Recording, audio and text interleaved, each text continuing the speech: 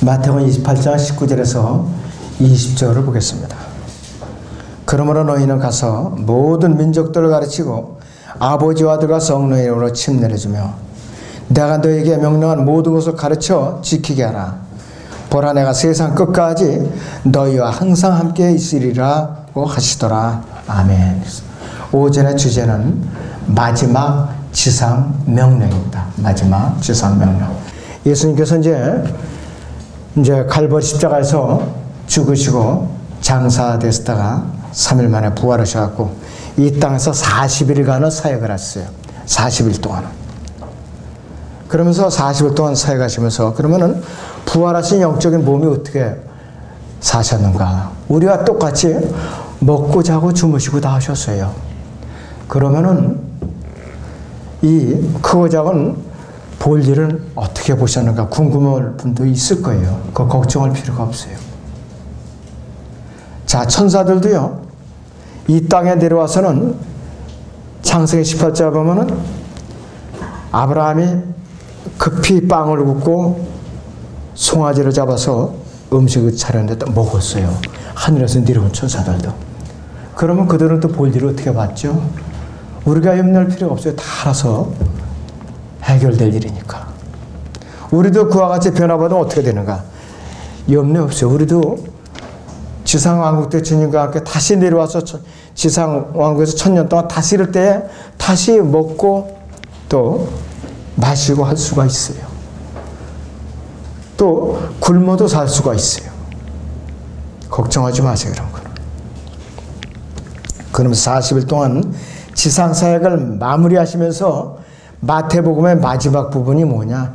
지상명령으로 끝을 맺어요. 어떤 명령이나 첫째는 모든 민족들을 가르치라고 명령을 합니다.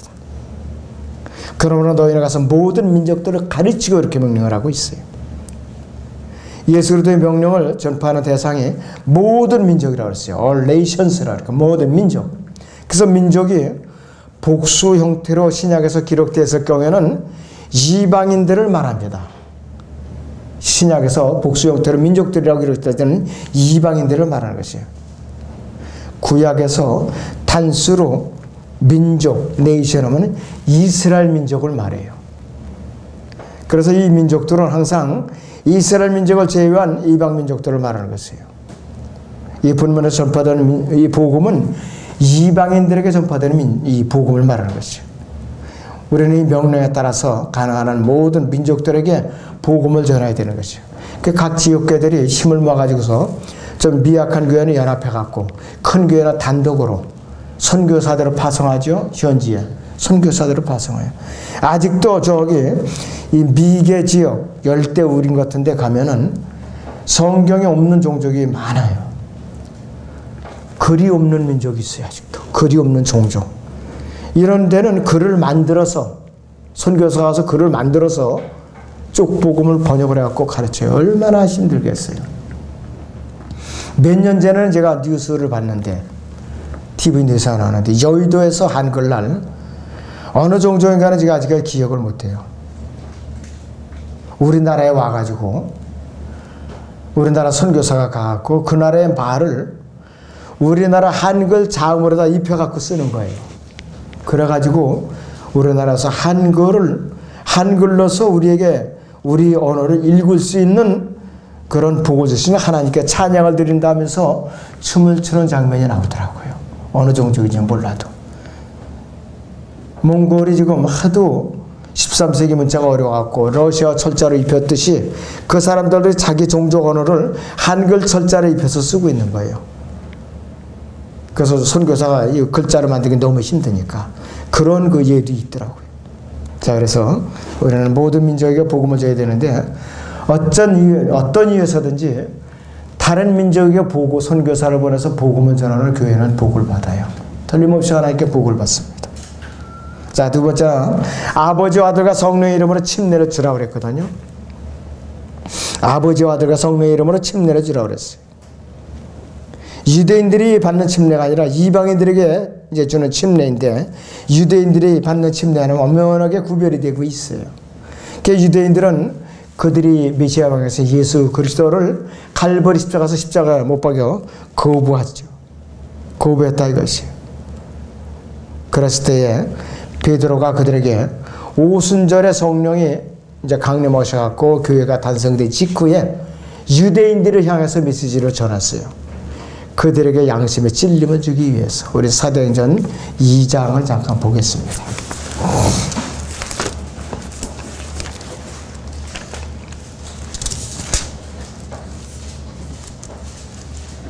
네, 사도행전 2장 32절부터요.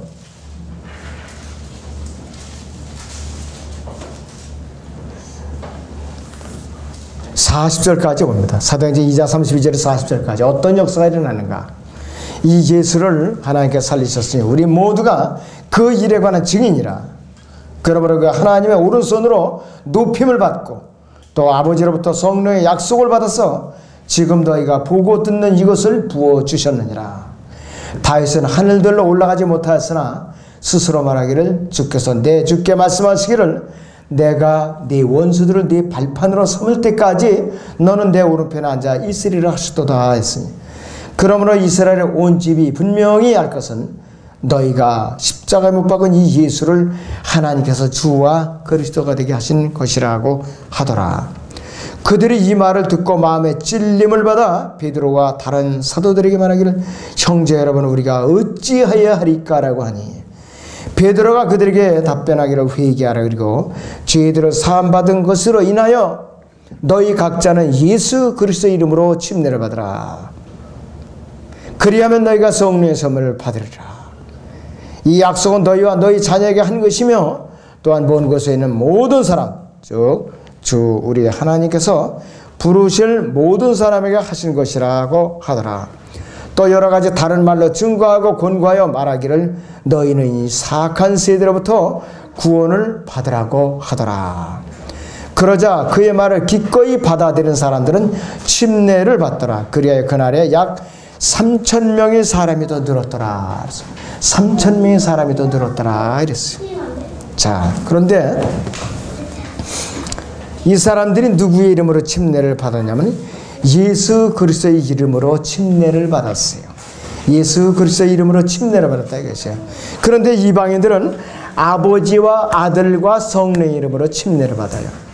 그런데 이 유대인들은 예수 그리스도의 이름으로 침례를 받아요. 그럼 왜 이렇게 침례를 받는 명칭이 다른가?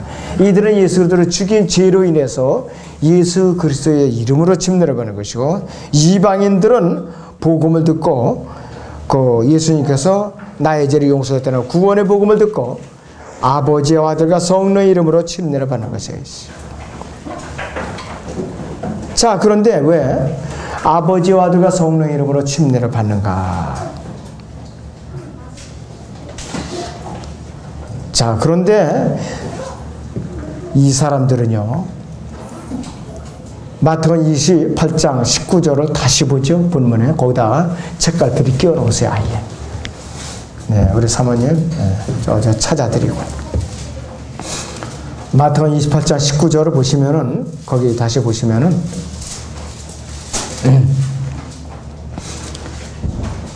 아버지와 아들과 성령의 이름으로 침례를 주었어요. 그러면은 아버지와 아들과 성령 이렇게 삼위께서 하시는데 우리가 상식적으로 보면 아버지와 아들과 성령의 이름들로 침례를 주며 이래야 되는데 왜 단수로 되어 있는가 이것이에요. 이유가 있어요. 삼위일체를 증거하는 구절이에요.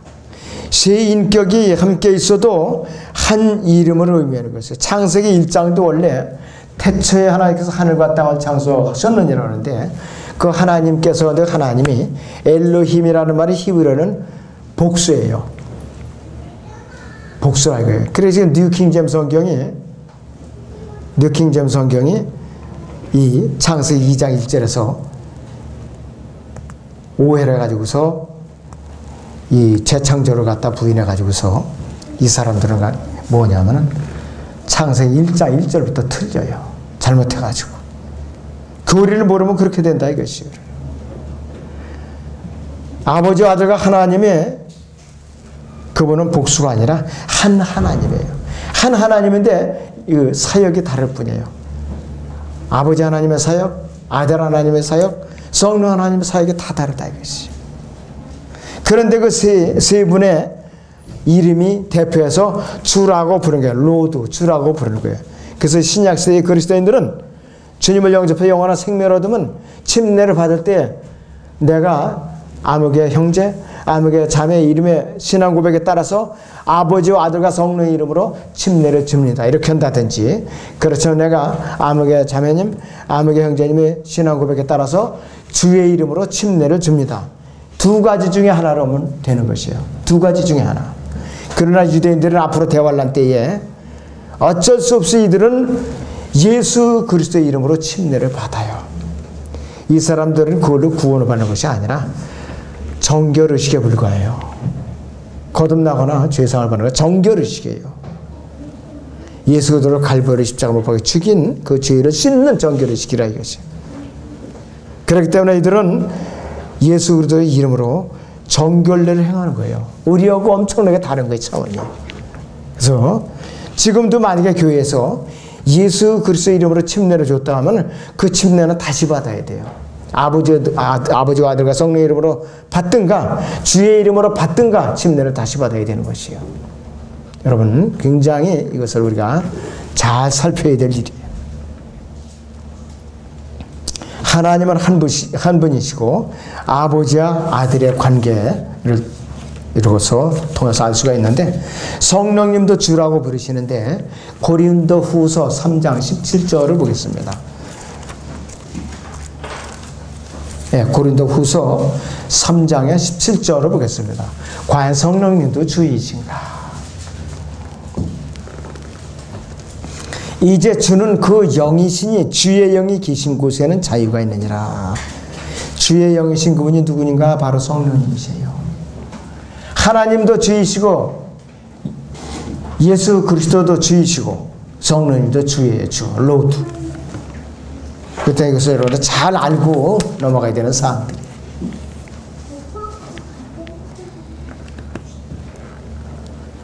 자, 그래서 성령님께서는 그분께서 사역을 하실 때에 예수님께서 마태복음 7장에서 침례를 받을 때에도 아버지 하나님과 성령 하나님과 아들 하나님께서 함께 하셨어요.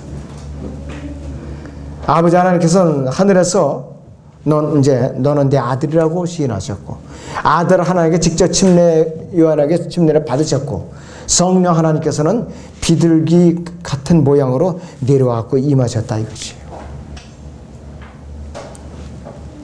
그리고 예수님께서 갈보리 십자가에서 죽으실 때도 그렇고 그분께서 잉태하실 때도 성령으로 잉태하신 분이에요.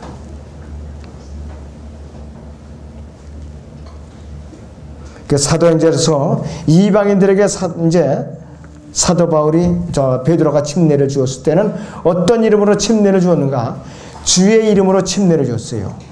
분명히 베드로가 유대인들에 설교할 때는, 오순절에 설교할 때는 이 사도행전 2장 38절대로 예수 그리스도의 이름으로 침례를 받으라 그랬어요. 죄사함 받으로 인해서. 그런데 이 베드로가 사도행전 10장에 와서 고넬료와 그 가족들에게는 주의 이름으로 침례를 주라고 그랬어요. 이렇게 바뀌고 있어요. 교리가 바뀌고 있다 이것이. 그러니까 사도행전은 교회에서 이 사도시대에서 교회시대로 넘어가는 전환기 이 책이요. 사도행전 10장을 잠깐 펴주세요, 여러분들. 사도행전 10장에 44절에서 47절을 48절을 보세요.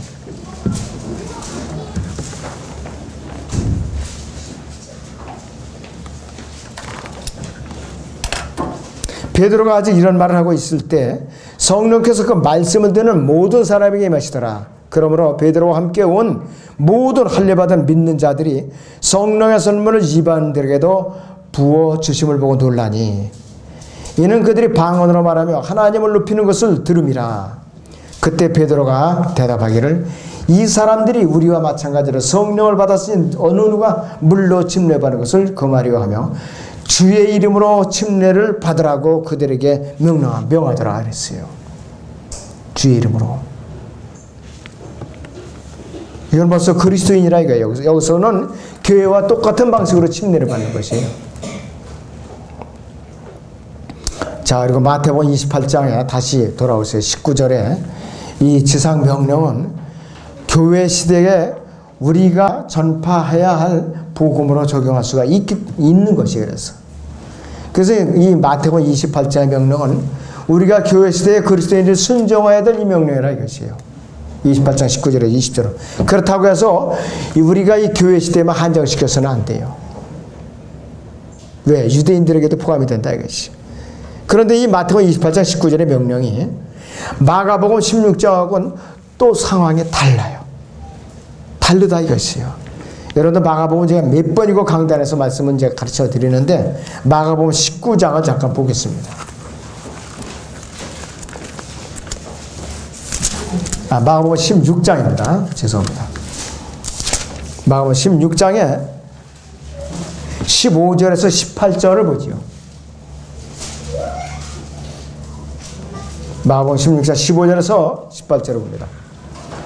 또 주께서 그들에게 말씀하시기를 너희는 온 세상에 가서 모든 피조물들에게 복음을 전파하라.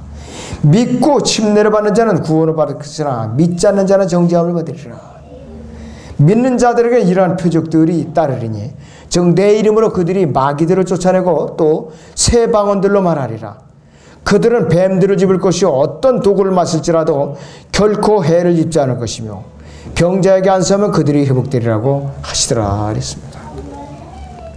이 시대에 우리가 전해야 될 복음이 아니에요.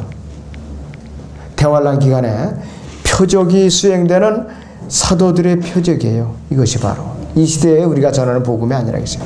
교회에서 이거를 그대로 흉내내고 있다면 그 사람은 가짜예요. 목사를 할지라도 복음 전도를 할지 부흥사를 할 때 다 가짜라 이것이. 16절은 믿고 침례를 받는 자는 구원을 받을 것이나 그랬어요. 자, 믿고 침례를 받은 자는 구원을 받을 것이나. 이 시대에는 믿는 것이 먼저죠. 설령 침례를 안 받았다고 해서 지옥 가는 거 아니에요. 왜? 이미 구원을 받았기 때문에.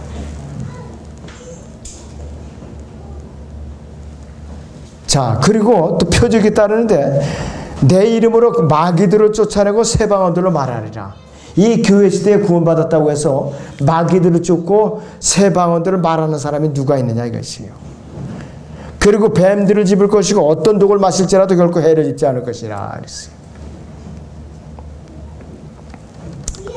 지금 독사들이 독이 잔뜩 올라 있어요. 이제 찬바람이라서 들어갈 때니까. 이대로 한번 여러분 순종해 보세요. 연습 삼아서. 물렸다면 즉사예요, 지금. 바로 요 계절적으로 요 때입니다.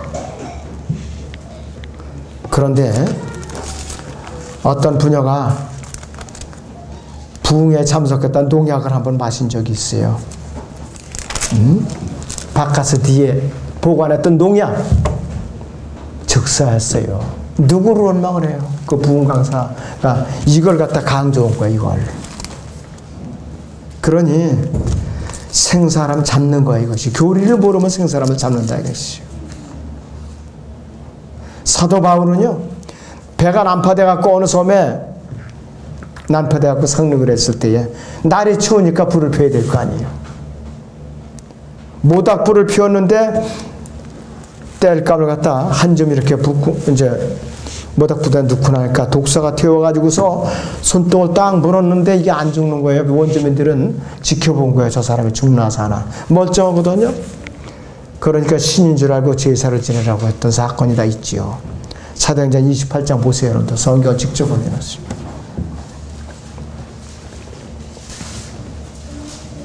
28장 1절에서 6절을 봅니다. 여러분들.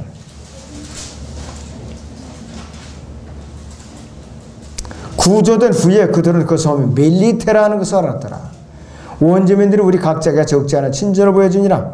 비가 내리고 날씨가 추우므로 그들이 불을 피워놓고 우리 모두를 맞아주더라. 바울이 나무를 하나를 가두어 불에 놓으니 그 열기로 인해 독사 한 마리가 나와 그의 손에 달라붙은지라. 원주민들은 그 독이 있는 짐승이 그의 손에 매어 달려 있는 것을 보고 자기네들끼리 말하기를 확실히 이 사람은 살인자라. 그가 바다에서는 구조되었어도 공의가 살려두지 않은구나 라고 하더라. 그때 그가 그 짐승을 불에 떨어뜨렸으나 조금도 상처를 입지 않으니라. 그들이 그가 부어오르든지 아니면 쓰러져 즉사할 줄로 알았다가 한참을 보아도 그에게 아무 일도 생기지 않음을 보고 자기들이 생각을 받고 말하기를 그는 신이라고 하니라 그랬습니다. 이 정도로 섬 사람들은 순전하게 순전해요. 바울은 똑같은 우리와 같은 사람들이었다 이것이요. 이 마가복음 16장 15절에서 18절의 말은 완전히 왕국 복음이에요. 100%. 대환란 기간에 실행될 복음이에요. 이 교회에서 절대로 이 복음을 강조해서는 안 되고 실행해서도 안 돼요. 그러면 전국 방방곡곡에는 교회에 있는 사람들이 마음껏 독을 마시고 뱀을 잡으러 돌아다녀야죠. 여기저기서 장례 치르기 바쁠 거예요. 그냥 이렇게 해서. 이 시대의 복음이 아닙니다.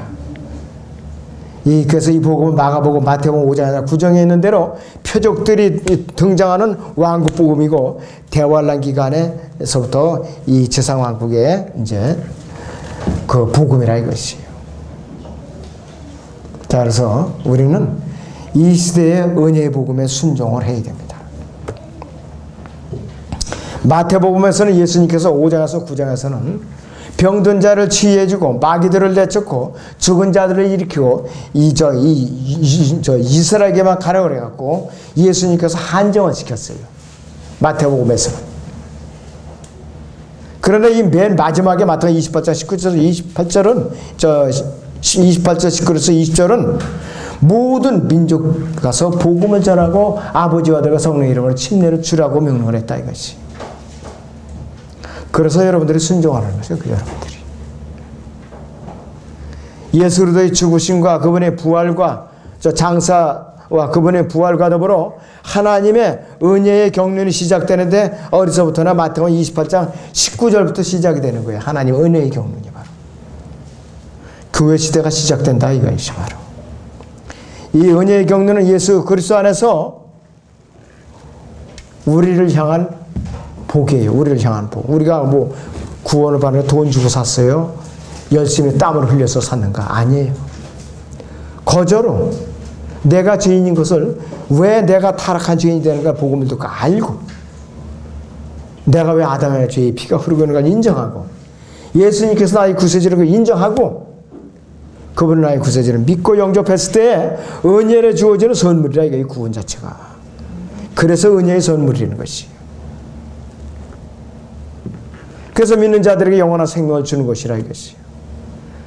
그럴 때는 우리가 그분을 이제 믿었을 때에 하나님께서는 우리를 갖다가 의인으로 취급을 해 주시는 거예요. 그때 가서야. 자, 그래서 하나님의 경륜의 결과는 뭐냐? 믿는 모든 자에게 구원을 베풀어 주셔요. 그리고 믿지 않는 세상과 배교한 교회에 대해서는 심판을 내리시는 것으로 하나님의 경륜이 끝나는 거라 이것이. 하나님의 은혜의 경륜이 시작될 당시에 인간의 상태가 어땠었는가 한번 볼까요, 우리? 이 로마서 3장 19절을 보죠. 여러분들, 로마서 3장 19절을 보겠습니다.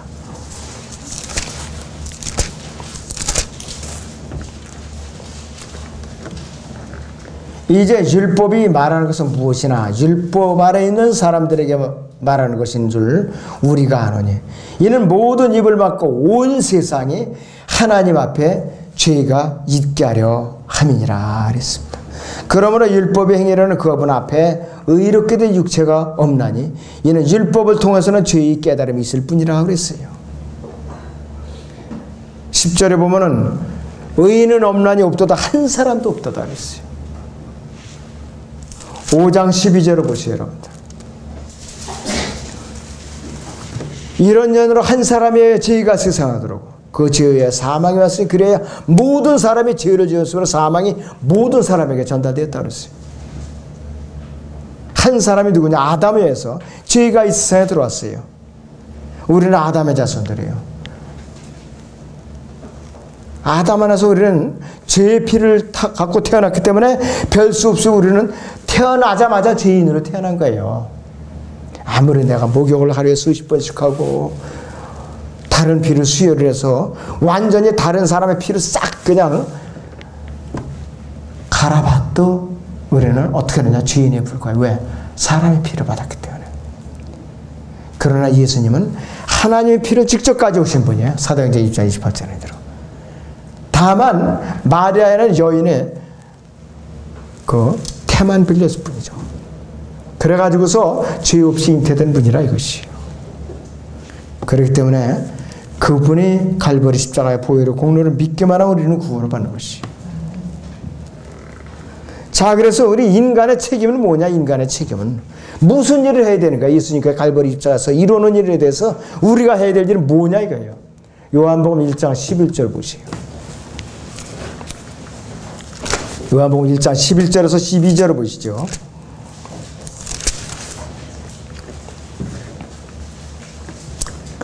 그가 자기 백성에게 오셨으나 자기 백성이 그를 영접하지 아니하느니라.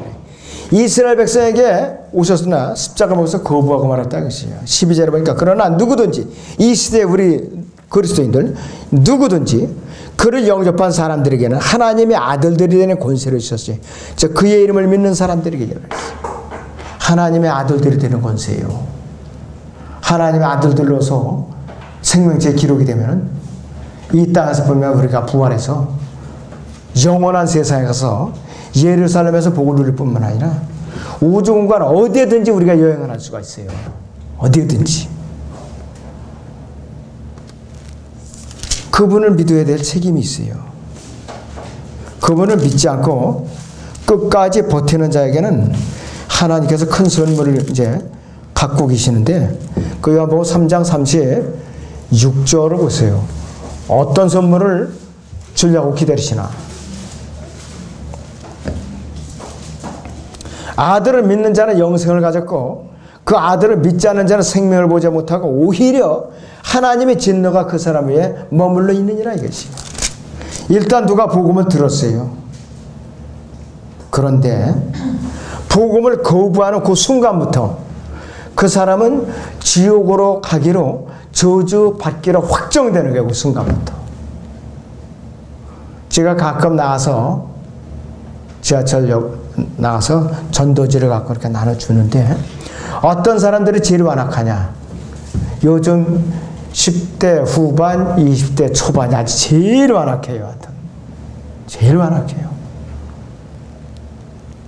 그런 사람들은 전도지를 받지도 않을 뿐만 아니라 받아도 좀 내가 보이지 않아서 슬그머니 갖다 버려요. 그냥.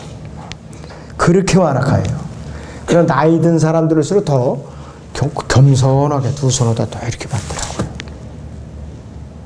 그런 사람들이 읽어볼 확률이 큰 사람들이.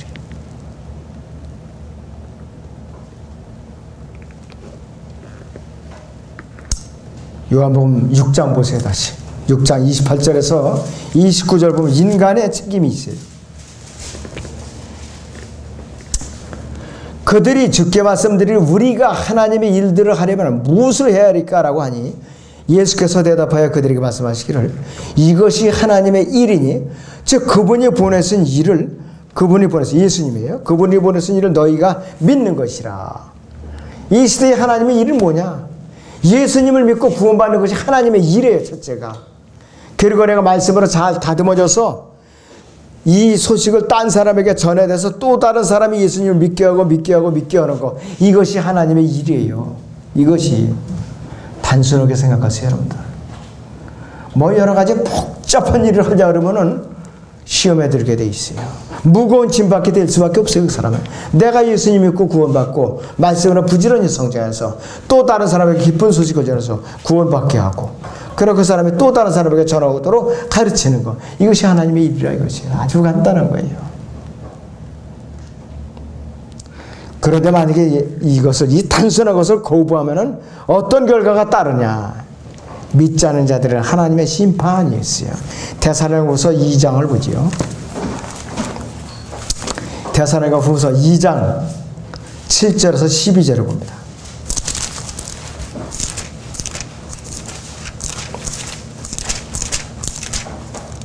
2장 7절에서 12절을 봅니다.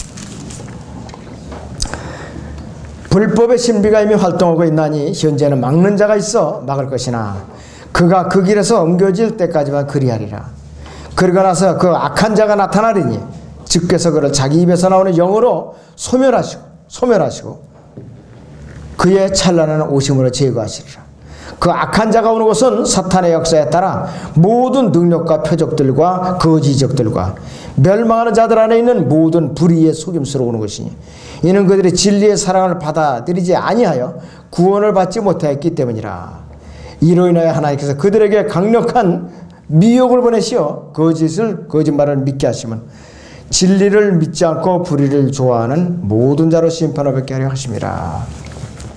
심판은 지옥 불에다가 던져버린다는 거예요. 그런데 사람의 혼은 죽어서 없어지질 않아요. 이것이 타서 없어졌으면 좋겠는데 없어지질 않아요. 둘 중에 하나예요. 구원받으면 구원받는 순간에 셋째 아니라 낙원에 가서 주님의 품에 안기든지, 그렇지 않으면 이 지하에 있는 지옥불에 가서 고통을 당하다가 벽보자 심판을 거쳐서 우주공간에 생길 영원한 불멸에서 영원토록 고통을 당하는 것이에요. 그것이 바로 사람의 혼이에요. 그래서 무서운 것이에요. 복음을 거절하면 그래서 무서운 것이에요. 아무쪼록 이 가운데는 구원을 받지 못한 사람이 없기를 주님의 이름으로 축원하는 분이에요. 주님께 주신 지상명령의 마지막은 세상 끝까지 너희와 함께 하리라 그랬어요. 마태복음 28장 20절 하반절을 보죠. 내가 세상 끝까지 너희와 항상 함께 있으리라 그랬어요. 함께 있으리라. 여기서 세상 끝은 뭐냐? 대환란의 끝을 말하는 것이에요. 앞으로 우리가 교회가 휴거고 대환란이 이제 7년 정도 이제 예정되지만 그 대환란이 끝에쯤 된다 이것이. 그 기간에 다시 왕국 복음이 전파된다 이것이. 유대인들에게는 너희 왕을 빨리 받아들이라 이것이. 그래서 표적들이 전파되고 완악한 유대인들을 돌이키는 것이. 이방인들에게는 왕국 복음을 왜 같이 전파되느냐? 이방인들에게는 너희가 이렇게 유대인들이 그들이 왕을 메시아로 받아들일 것으로 알고 왕국 복음을 이제 받아들이고 마음을 열어놓아서 활짝 열리는 걸 보고 너희가 깨달으라 이것이에요. 이방인들에게는. 그래서 이 왕국 복음이 이방인들에게도 전화된 것이겠어요. 마태복음 24장 14절 보시죠. 마태복음 24장 14절. 이 왕국 복음이 모든 민족에게 증거되기 위하여 온 세상에 전파되는 그런 후에 끝이 오리라. 대환란의 끝을 말하는 것이. 교회 시대의 끝이 아니에요. 이것은. 그래서 이때는 마태복음 25장 약속된 대로 왕국 복음을 전파하는 유대인들을 영접하고 대접 잘 해줄 때에 양에 속한 민족으로 분류돼 갖고 구원을 받는 것이에요. 그때 만약에 휴거되지 못한 사람들. 그리고 이 왕국 복음은 사도행전 7장에서 성령님에서 마지막으로 전파되는데 거부당했지요. 더 이상 예루살렘에서는 어떠한 표적도 이적도 일어나지 않고 왕국 복음이 중단되지요. 이제는 사마리아로 해서 이제 에베소로 해서 이제 제자들이 흩어지면서 왕국 복음이 전파된다 이것이. 그러면서 하나님의 은혜의 복음으로 다 전환돼 가지고서 이제 마태복음 28장 끝에 가서 은혜의 복음으로 전환되는 그 시점이에요. 바로.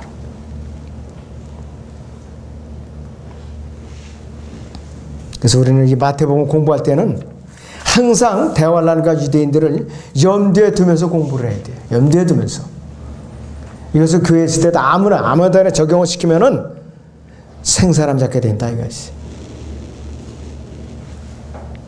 이 어리석은 이스라엘 백성들과 사악한 종교 지도자들에 의해서 이 그들이 왕세는 메시아 왕세 예수 그리스도와 지상 왕국이 세워져야 되는데 거부되어 왔다 이것이.